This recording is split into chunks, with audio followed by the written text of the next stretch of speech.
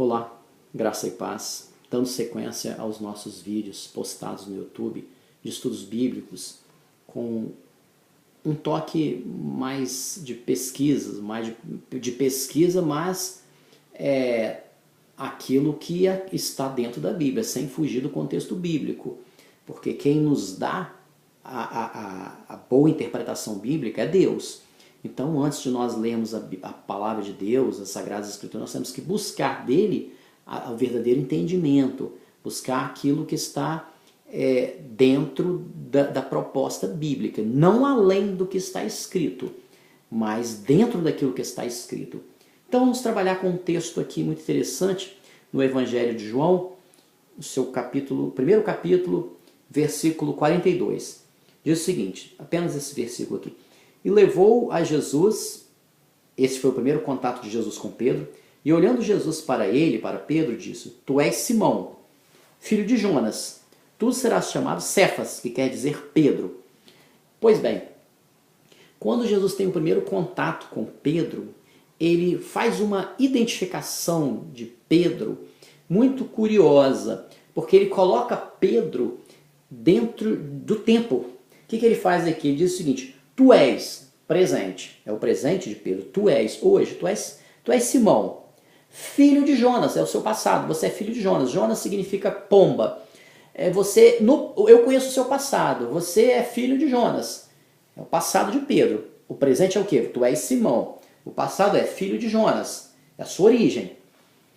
E o seu futuro? Tu serás chamado futuro. Tu serás chamado Cefas, que quer dizer Pedro. Pedro significa Petros, não é pedra no sentido o original aqui no grego, não é pedra, é Petros, é fragmentos de pedra, é fragmentos de rocha. É como se a rocha compacta fosse Cristo. Fosse não, é Cristo. E ele fazia parte dessa completude, dessa unidade. Pedro também fazia parte. Então Cristo estava inserindo Pedro num contexto aqui de projeto de Deus. É muito curioso isso, porque ele situa Pedro no tempo. Mais curioso que mais tarde, com a convivência de Jesus com Pedro, nós vamos ler agora Mateus capítulo 16, versículo 16 também, nós vemos que parece que Cristo faz um teste com ele. Olha, você se recorda quando nós tivemos aquela primeira apresentação? Eu te coloquei no tempo. Então eu te disse, ó, tu és Simão, filho de Jonas, né? E tu serás chamado Cefas, que quer dizer Pedro. Então Jesus pergunta também para Pedro: olha, agora eu quero que você me identifique como eu te identifiquei. O texto diz o seguinte, Mateus 16, vamos ler o 15 e 16. E disse Jesus: E vós, quem dizeis que eu sou? É como se estivesse provocando Pedro, né? Eu quero que você me diga quem eu sou. E Simão Pedro, respondendo, disse: Tu és, olha o presente aqui, ele trabalha também com o presente. Tu és o Cristo. Qual o passado? Filho do Deus vivo. Então, a origem, porque Jesus não tinha, como Deus, não tinha origem. Então, por isso que ele fala: Tu és hoje o Cristo, Filho do Deus vivo. Então, a sua identidade eterna no passado é Filho do Deus vivo. Mas ele não, só que Pedro não chegou a dizer, vamos dizer assim, a etapa do futuro. E ainda assim, aquilo que Pedro alcançou de Jesus, Jesus diz o seguinte, no versículo 17. E Jesus respondeu e disse: Bem-aventurado és tu, Simão Bar-Jonas, porque não foi carne e sangue que te revelou, mas meu Pai que está nos céus. Então ele não, para ele alcançar a revelação, ele não tirou dados, ele não tirou sorte em livros, na Bíblia, não. Não, vamos ver quem que é. Não, foi o Espírito Santo, foi meu Pai que te revelou. Então a revelação, ela é interna, ela não é materializada. Não, vamos agora discutir em conselho quem é Cristo. Vamos pegar aqui os pergaminhos. Não, é uma revelação, ela é interna. E temos que ter cuidado também, porque quando Pedro diz assim, tu és o Cristo, não é um Cristo, nós temos que ter cuidado, porque a tradução no grego, o Cristo é o ungido.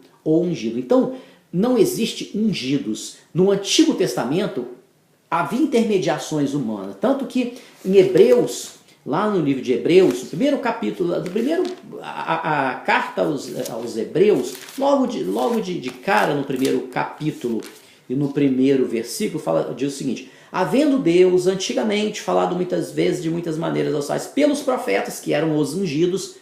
Havia essa denominação ungidos porque eram tipos de Cristo que viria, como vários foram, vamos dizer assim, apresentados como tipos.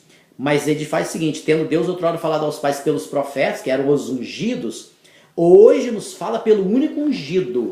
Então, quando Paulo foi organizar a igreja, ele não criou cargo eclesiástico, função eclesiástica chamado ungido. Ele falou que a muitos é dado pastor, doutor, mestre, apóstolo, evangelista, mas ele não colocou ungido. Por quê? Porque o único ungido, que é o Mashiach, é o Messias, o Cristo é o ungido. Então temos que ter cuidado para você não rotular na sua igreja cargo eclesiástico de ungido, porque isso é uma usurpação de um título messiânico, porque o ungido só tem um. Então a pessoa cita: olha, não toqueis os meus ungidos, porque quando a Bíblia no Antigo Testamento fala não toqueis os meus ungidos, já era algo profético para você não tocar naquilo que é de Cristo, porque o Novo Testamento cumpre aquilo que estava profetizado no Antigo. O Novo Testamento cumpre aquilo que estava profetizado no Antigo Testamento. Então, quando fala não toqueis os meus ungidos, nós temos que entender o contexto. Não é que você não pode trocar ideia ou questionar o pastor. Não, agora você não pode questionar porque você está tocando no ungido. Longe disso, porque o único ungido que existe hoje,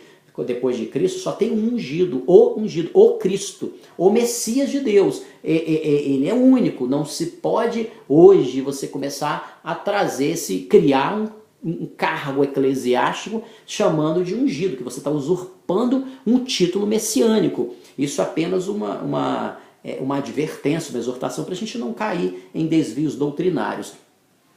Então Pedro disse o seguinte: tu és o Cristo, Filho do Deus vivo. Então ficou em aberto uma resposta, o futuro. A identificação do Senhor para o futuro. E essa identificação do Senhor para o futuro é aquilo que a igreja invisível, a igreja do Senhor vai viver na eternidade. A identificação, estarei convosco todos os dias até a consumação do século. Isso é que a igreja vai viver, que ficou em aberto aqui na época de Pedro, mas Deus vai nos revelar essa identidade futura, eterna, que nós já temos, nós temos a mentalidade de Cristo, mas aquilo que é em parte hoje, nós vamos saber no todo quando estivermos morando nas mansões celestiais com o Senhor Jesus. Que todos possam receber essa palavra de bênção, e possam sentir o Senhor falando ao seu coração. Todos, graça e paz, e que o Senhor abençoe a todos os ouvintes.